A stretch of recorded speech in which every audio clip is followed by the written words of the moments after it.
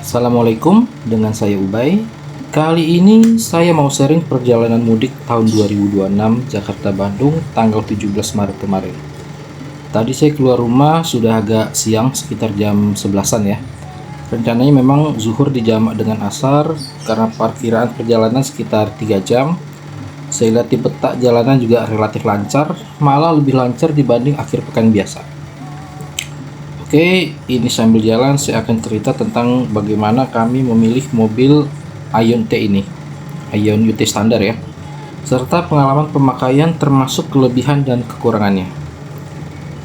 Jadi awalnya ini karena istri saya dia pindah kantor dari Pegangsaan ke SCBD itu sekitar tahun kemarin menjelang akhir. Jadi daerah SCBD Jakarta itu kan kena ganjil genap, sementara mobil saya itu nomornya genap aja. Nah kalau hari biasa gimana, kalau nunggu agak siang kan nggak mungkin juga gitu kan, namanya kerja naik angkutan umum agak capek, mungkin hemat tapi agak capek juga. Dan salah satu solusinya adalah dengan mobil listrik, karena mobil listrik ini kan dapat fasilitas bebas ganjil genap ya. Alternatif lain ada tapi nggak saya bahas ya biar nggak kepanjangan. Oke, nah saya waktu itu sih mikirnya ya iyain aja dulu lah biar selesai gitu. Karena kalau berargumen gitu kan, ngobrol sama perempuan itu belum tentu selesai, yang ada malah jadi masalah baru. Nah kebetulan waktu itu pas saya servis rutin Nissan Grand Livina, ternyata di bengkelnya itu ada mobil lain, ada Citroen.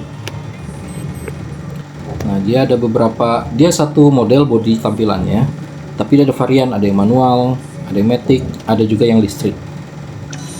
Nah terus kan iseng coba tanya berapa sih harganya sih agak lupa berapa, tapi diskon jadi 250 jutaan. Nah waktu itu budget istri saya dia ada di sekitar 200 jutaan. 200 jutaan tahulah ya dapat mobil apa. Yang umumnya itu kan ada Wuling REV tuh yang kotak kecil 2 penumpang, atau BYD Atto-One itu yang baru rilis tahun kemarin pas Gias itu yang cukup mengguncang. Nah untuk mobil bekas juga ada masuk pertimbangan, tapi setelah pikir-pikir kayaknya sayang. Beli mobil listrik bekas itu kan garansi baterainya kalau balik nama, ganti nama, dia bisa hangus. Sementara baterai itu kan komponen penting yang harganya bisa lebih dari setengah harga mobilnya. Saya pernah baca gitu kan, ada orang curhat dia punya REV, baterainya bermasalah dan garansinya hangus karena dia ada miss 1 kali servis. Harga baterainya itu di angka 100 jutaan. Sementara kalau secondnya aja 85 juta. Oke, itu sekedar cerita aja ya. Nah kemudian kalau opsi lain gitu kan, kalau misalkan beli mobil bensin bekas cari yang nomor ganjil, kayaknya juga nggak terlalu signifikan hematnya. Jadi setelah riset dan diskusi sana sini terkait biayanya, kayaknya lebih murah kalau beli mobil listrik yang baru gitu daripada beli mobil bensin bekas harga 105 jutaan. Ya gitulah, kalau bahasa apa ya, saya coba cek sama AI itu kan, ChatGPT, total costnya masih lebih aman mobil listrik dengan tempo waktu 8-10 tahun ya. Kalau misalkan kan asumsi beli itu bukan untuk dijual tapi untuk dipakai aja. Nah waktu itu sih pilihannya dari yang tadi saya bilang kayaknya lebih ke BYD Atto-One. Dia kan ada yang harganya itu yang di bawah itu biasa 199 juta on the road, 200 juta kurang 1. Nah, dari situ kemudian saya mulai riset tuh, cari informasi dan referensi. Daripada Atto-One standar, kayaknya mending ambil yang premium. Yang premium itu harganya sekitar 235 juta. Itu udah dapat yang lebih bagus. Yang lebih bagusnya itu kan di situ dia baterainya lebih besar, mesinnya juga sedikit lebih bertenaga. Baterai itu kalau lebih besar otomatis jarak tempuhnya lebih besar, jadi nggak perlu sering-sering ngecas. Terus juga joknya juga udah kulit, mobil saya itu kan Grand Livina juga kan kulit, itu lebih enak saya mak kalau untuk bersih-bersih itu dibanding yang kain seperti itu. Nah saya pikir ya selisih 35 jutaan dapat yang lebih bagus, nggak masalah lah. Saya 200 juta sisanya gitu kan, tambahin. Kemudian waktu lagi riset gitu kan tentang si Atowan, saya malah nemu mobil lain. Itu saya ada nemu Geely X2. Waktu itu ada yang ngebandingin tuh. Waktu itu harganya yang X2 standar di angka 230 jutaan.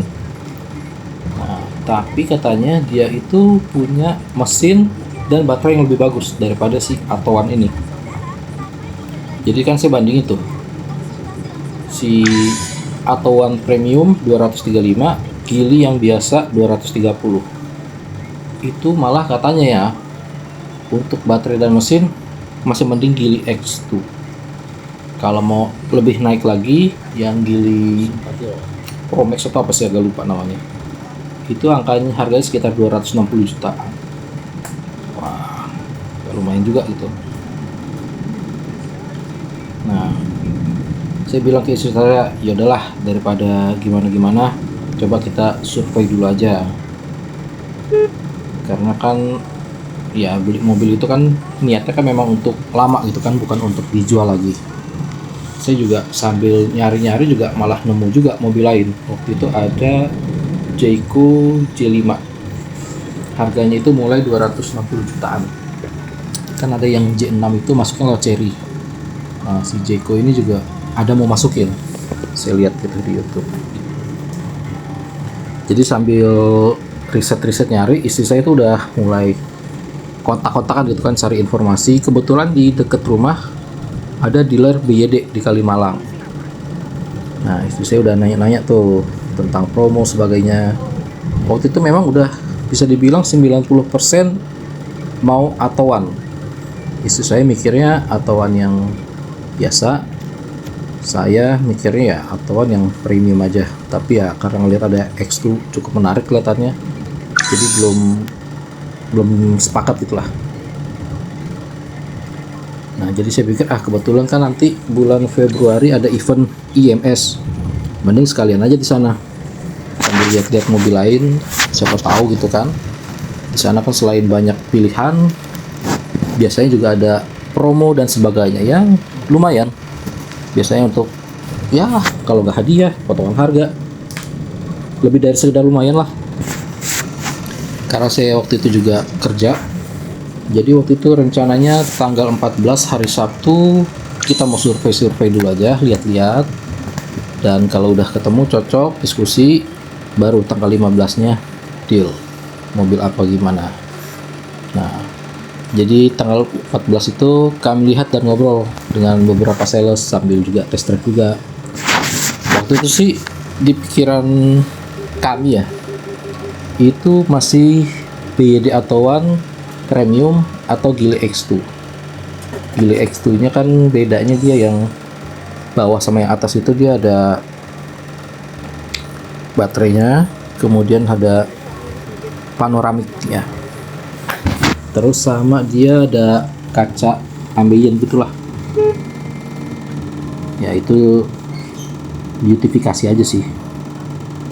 Oh sama juga kulitnya juga, jadi kalau si X2 yang atas dia udah kulit, kalau yang bawah masih kain fabric kayaknya, sambil lihat tuh. Jadi kami itu udah agak keliling, belum keliling semuanya. Itu yang kami cek itu ada Daihatsu, Honda, Wuling, Hyundai, Suzuki. Waktu itu belum ke Geely X2 karena kan dia ternyata tempatnya beda deh yang di sana. Nah, kami jadi masih bareng di satu tempat hall itu aja. Jadi yang rombongan. Jadi kalau yang kemarin ke IMS pasti tahu tuh. Jadi waktu sambil jalan-jalan ada yang menarik nih kelihatannya si Ion UT ini. Dia itu ada modifikasi sedikit gitu kan, dikasih stripping. Karena ya udahlah coba aja ngobrol sama salesnya. Nah dari situ ngobrol-ngobrol ternyata dia punya yang warna putih. Karena istri saya kan memang mau cari yang warna putih. Karena mobil yang udah ada Grand Livina itu kan warnanya silver ya, jadi variasi. Kalau hitam kayaknya agak kurang begitu. Nah, kalau saya lihat kayaknya istri saya ini memang udah kesamsam gitu ya. Jadi meskipun awalnya si mau ke Atowan, tapi begitu dengar saya mau nambahin 250 juta, dia jadi nganu lah, bahasa gampangnya gitu. Jadi waktu begitu ngeliat tertarik, diajak ngobrol gitu kan, kita ngobrol aja di belakang sambil gini gitu, dia mau. Ya kalau saya mikirnya ya nggak apa-apa lah. Kalau sebelumnya saya nggak mau, karena kan pikirannya ya lihat-lihat aja dulu. Karena yang tadi saya bilang, pikirannya waktu itu masih di BYD atau X2. Tapi ini istri saya diajak ke belakang gitu kan ngobrol, mau. Padahal yang sebelum-sebelumnya dia nggak juga. Karena kalau saya mikirnya gini, kalau udah ngobrol ke belakang, itu udah 50% jadi 50-50 gitu kan, antara jadi atau enggak, tapi masih bisa nolaknya lah. Nah, celakanya ternyata kalau begitu udah duduk di belakang, dia ada nyediain minuman point coffee tuh, ditawarin. Istri saya mau. Wah, saya pikir gawat nih, ini yang tadinya masih 50-50 deal, dari 50% jadi 75%. Jadi kan kalau dalam umpamanya nih ya, umpamanya sales itu kan ada orang datang gitu kan ke rumah kita, itu kita baru lihat dari luar aja gitu kan, belum kita bukain pintu, belum kita kasih masuk. Nah kalau kita udah ngobrol ke belakang, itu artinya kita udah bukain pintu, ngobrolnya bisa lebih panjang, jadi agak susah gitu kalau mau nolaknya. Nah ketika udah duduk terus terima, meskipun minuman sebenarnya harganya nggak mahal gitu kan, itu kayak udah pintunya kebuka terus kakinya udah masuk sebelah. Kalau udah kayak gitu sih udah kemungkinan akan jadi deal gitu. Nah, saya sebelumnya sebenarnya gitu ya masih berusaha untuk nolak, ngeles dulu, karena alasan saya kalau di sekitar situ kan BYD masih ada tuh, saya udah lihat gimana. Tapi saya belum melihat si Jeku G5, G5 itu sama si Geely X2. Tapi ya namanya sales gitu kan, dia udah latihan segala macam, dia bilang gini gitu. Nah saya tuh tinggal sendiri, jadi istri saya dia tuh udah bolak-balik tuh lihat si Yuti putih, kayak ini memang udah kesemsem. Nah saya pikir aduh makin sulit aja nih. Jadi setelah ngobrol lagi, istri saya bilang, jadi sebenarnya kalau Atowan itu kan memang kalau budgetnya 200-an ya, itu kan memang worth lah, value for money-nya, dibanding beli mobil second bensin atau mobil lain kayak misalkan mobil bensin harga segitu, misalkan LCGC atau Brio gitu kan, kayaknya nggak mending Atowan. Tapi dia pun ada yang nggak seretnya, masalah di warna. Atowan itu kan dia bodinya kecil ya, compact. Nah dia warna itu cuma ada 3, hitam, putih, sama lemon. Kalau warna hitam, dia bilang katanya kendaraan kecil warna hitam itu seperti kutu, nggak enak. Sementara kalau warna putih, Atowan itu putihnya bukan putih bersih, tapi kayak putih kuda, kayak kopi susu dia bilang. Jadi kayak nggak bersih gitu, cocok. Sementara untuk warna satu lagi yang hijau lemon itu lebih segmented. Nanti mungkin kalau udah lama warnanya agak pudar jadi kurang juga gitu lah. Nah itu. Kemudian untuk X2 dia bilang dia nggak serp dengan namanya yang gili gitu katanya. Nah ini juga buat pelajaran juga nih untuk para pabrikan ya. Jadi kalau perempuan itu milih kendaraan bukan karena faktor teknis, spesifikasi, mesin, apanya, mereka tuh lebih ke non teknis seperti warna, nama, seperti itu. Sementara kalau laki-laki biasanya udah lebih teknis tuh, udah ngeliat spesifikasi, gitu. Nah, balik lagi ke Yuti.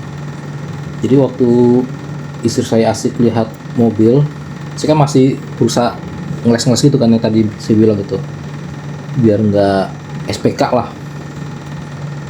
Karena saya masih, yang tadi saya bilang, saya masih belum lihat X2 sama J5. Saya masih bilang gini, Pak, untuk Ion UT ini barangnya ini udah ready Pak. Jadi kalau Bapak udah deal, udah booking, unitnya udah aman, Bapak pembayaran, itu beberapa hari kita kirim. Nah kalau mobil lain Pak, itu barangnya kita belum ready. Dia tunjukkan tuh ada cetan kliennya yang ambil juga UT standar ini. Jadi si UT ini dia selama IMS kemarin ada diskon 45 juta. Jadi yang UT standar harga normalnya 325 juta, diskon 45 jadi 280. Sementara Jeko J5 itu kan mulai 260, itu yang varian biasa ya. Dia belum ada fitur ADAS-nya kalau saya nggak salah. Dan untuk Geely itu kan 260-an.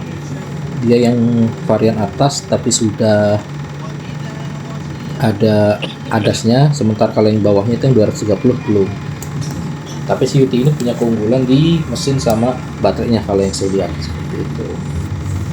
Kemudian saya bilang kalau mobil lain intinya tuh barangnya belum ready, sementara ini udah ready. Apalagi kan istri saya memang rencananya udah mulai bulan Februari Maret udah mulai pindah, udah langsung pakai gitu, daripada buang-buang waktu gitu. Jadi kliennya itu yang ngambil sebelum kami ini, sebelum dia ada ngambil merek mobil lain, tapi udah berbulan-bulan sejak Kias kemarin itu katanya barangnya belum ready, akhirnya di cancel, batalin, terus dia jadi ambil yang putih ini seperti itu. Nah sekarang lihat isu saya kayaknya emang udah kesem-sem gitu kan, sampai nelfon keluarganya minta pendapat. Akhirnya ya udah saya pun tergerak lah gitu, karena salah satu tugas suami kan untuk membahagiakan istrinya. Tapi saya tetap butuh penguatan, makanya oke, saya butuh lihat lagi tuh mobilnya, karena kan itu udah mau maghrib kalau nggak salah, udah maghrib tuh. Jadi saya tadinya awalnya bilangnya saya nunggu dulu deh, sholat dulu, minta doa, minta petunjuk apa, bilang udah Pak langsung aja ambil, udah. Karena saya udah senang, udah oke. Tapi saya butuh penguatan lagi. Jadi saya duduk gitu kan di kursi depan supir, kursi depan penumpang, sama belakang. Saya cobain tuh sensasinya. Ternyata memang lega ya. Dia meskipun yang bukan kulit, kain juga joknya, tapi ya oke lah. Terus saya lihat juga bagasinya cukup gede. Nah, dan yang menarik itu dia di bagasi belakang bawah itu ternyata ada ban serepnya. Ban serep ini menurut saya penting ya, kalau nggak dibilang penting banget. Sebab mobil yang sebelumnya sih Atto One sama X2 itu dia nggak ada. Itu kalau kenapa-kenapa di jalan, ban kempes itu, menurut saya lebih gampang ganti ban daripada nambel pakai kit. Karena kan saya sebelumnya udah nanya-nanya tuh, oh ternyata mobil itu nggak ada ban cadangannya, kata mobil listrik nggak ada Pak, jadi kalau kempes nanti kita kasih kit buat itu. Versi mana ngerti yang kayak gitu kan pikir saya. Nah jadi ya beberapa hal itulah yang cukup menarik di saya, makanya akhirnya saya ya udahlah, saya DP aja 5 juta untuk tanda jadinya. Jadi sebenarnya agak dadakan juga, karena waktu itu ketika datang memang saya nggak ada persiapan sama sekali ke si Ion UT ini, karena memang nggak ada di daftar. Waktu servis Nissan Grand Livina itu kami ada juga lihat Ion V di dealer. Jadi kan selain ngecek ngelihat si Citroen, ada juga tuh Kia sama Ion. Cuma waktu itu adanya Ion V, dia bodinya gede. Waktu itu harganya saya tanya salesnya harganya sekitar 500-an, terus diskon jadi di angka 400-an katanya gitu. Tapi keren sih memang, maksudnya ya besar, saya jadi nggak terlalu niat, karena kan maunya kan yang compact biar enak warawiri. Nah ini juga penguatan juga nih, karena kan si Ion ini kan masih masuk grup Indomobil. Karena Nissan ini dia kan masih grupnya Indomobil ya, jadi meskipun nggak ada pabriknya, dia tetap disupport oleh Indomobil. Saya pakai Grand Livina ini Nissan udah lebih dari 10 tahun ya. Puas sih dengan layanan Indomobil. Kalau untuk harga spare part itu menurut saya relatif lah ya, mahal murahnya. Yang penting kan kalau kenapa untuk perbaikan spare partnya ada, servisnya pun mudah, nggak perlu nunggu lama. Nah kalau sekarang sih udah pakai mobil Ion GT ini udah beberapa pekan ya, kebanyakan istri saya. Terus udah nyobain, termasuk perjalanan mudik ini, berangkatan pulang, saya bisa bilang puas. Karena kalau saya bandingin dengan Grand Livina, terasa ya upgrade-nya. Jadi dari desain bodinya, ini yang dia kan agak membulat nih. Ini kalau bahasa keren itu timeless dia, alias awet lah. Kayak Grand Livina saya juga kan bentuknya bulat nih. Dia udah 10 tahun lebih, itu masih oke aja gitu. Apalagi ini lebih modern bentuknya seperti itu. Kemudian ukurannya juga ternyata dia lebih besar ya, dia lebih lebar dibanding si Livina. Bahkan waktu dia parkir sebelahan sama Expander itu kan bisa dibilang sekarang jadi mobil hampir sejuta umat lah ya, mirip-mirip si Toyota Xenia sama Avanza. Nah dia tuh nggak kalah gagah.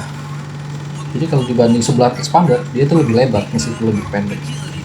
Makanya wah keren juga. Apalagi kan lampu depannya itu kayak mata beralis gitu kan. Jadi gagah lah. Nah kemudian ada faktor lainnya, dia itu teknologinya.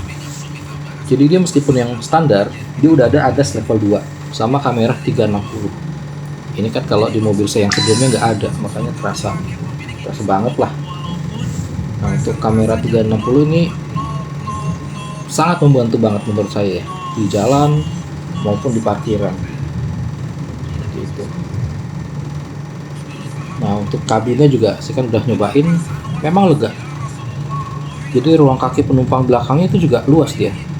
Malah kalau saya bandingin sama Grand Livina kayaknya lebih luas dia nih. Dan baterai yang besar juga enak. Jadi nggak perlu sering-sering ngecas, seminggu sekali kalau untuk lokal aja lebih dari cukup. Terus ngecasnya juga biasa kita pakai yang DC ya, itu sekitar 45 menit lah, nggak nyampe 1 jam. Memang sih biasanya kami itu nggak sampai lowbat banget, biasanya kita udah ngecas seperti itu.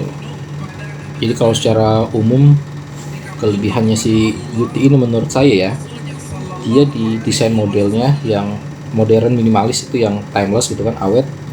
Jadi sampai 10 tahun, dia kan garansi sekitar 8 tahunan baterainya.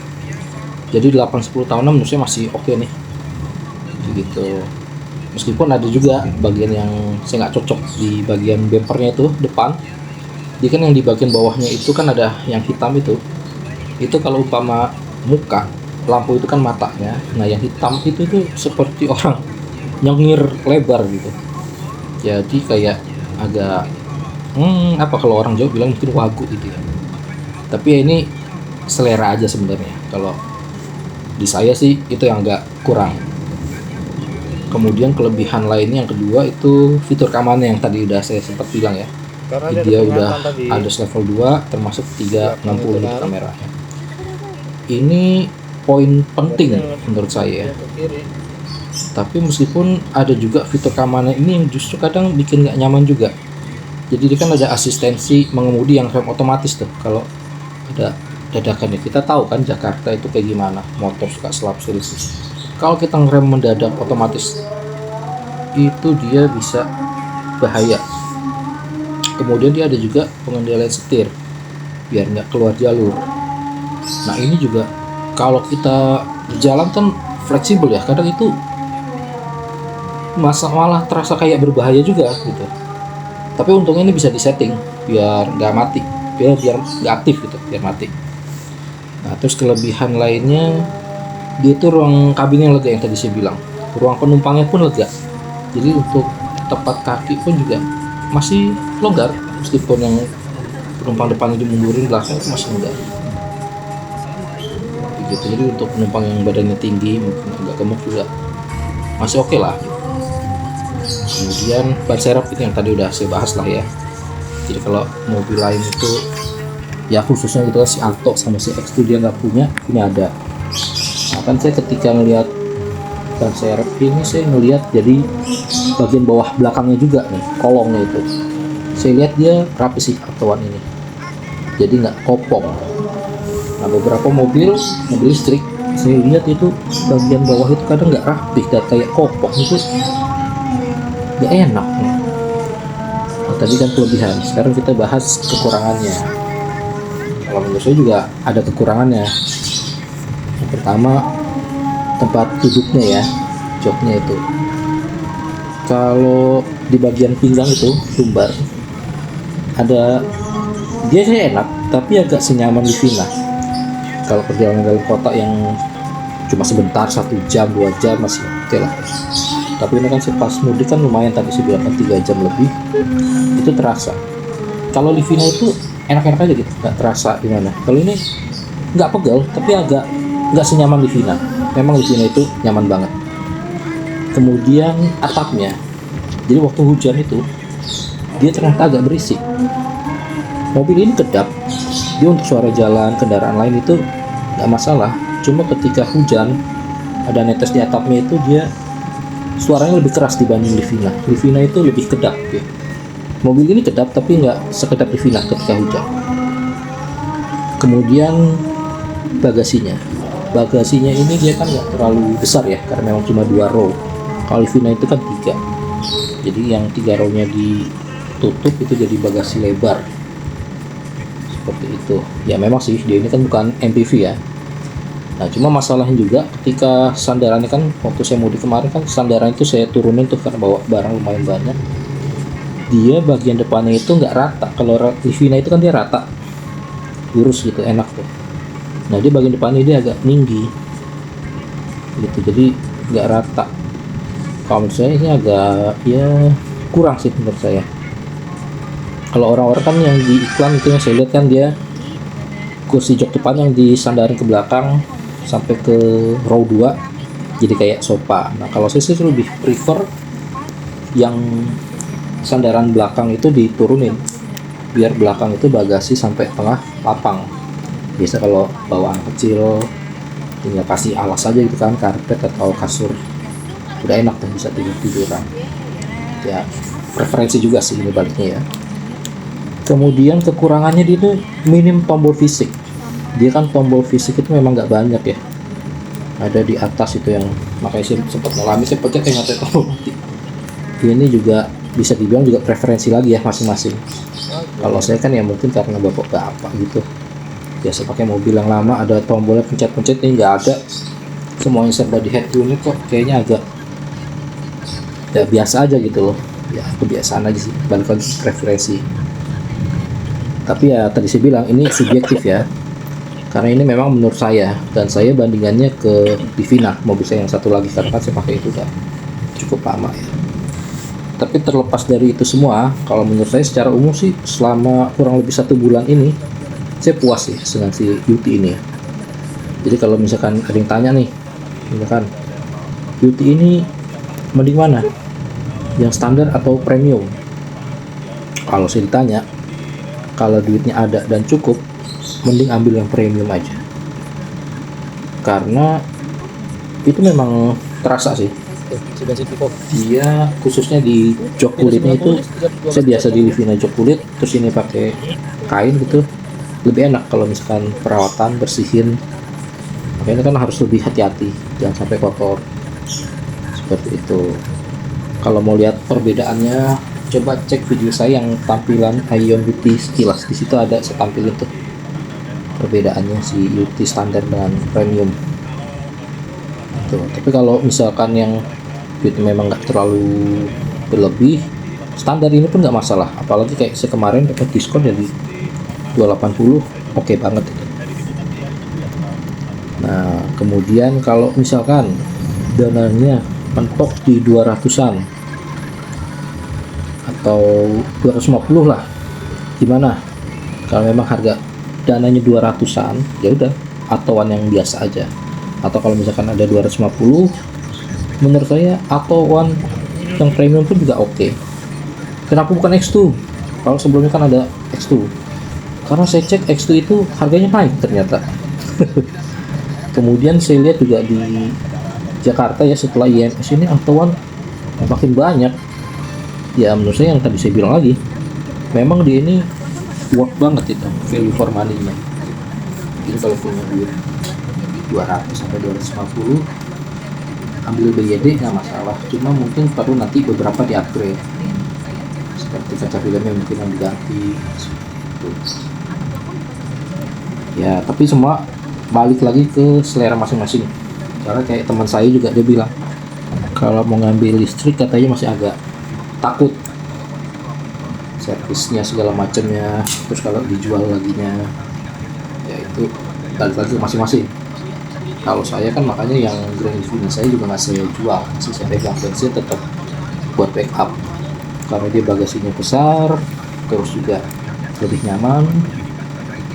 Ya, untuk para wirid sekarang saya lebih ke beauty ini, lebih praktis dan irit. Biasa ngecas itu nggak sampai 100.000, 30 watt aja. Oke, saya rasa demikian dari saya. Buat teman-teman mungkin yang punya pengalaman atau pertanyaan, coba komen aja. Dan saya harap siapa tahu video ini bisa berguna. Oke, demikian. Ciao.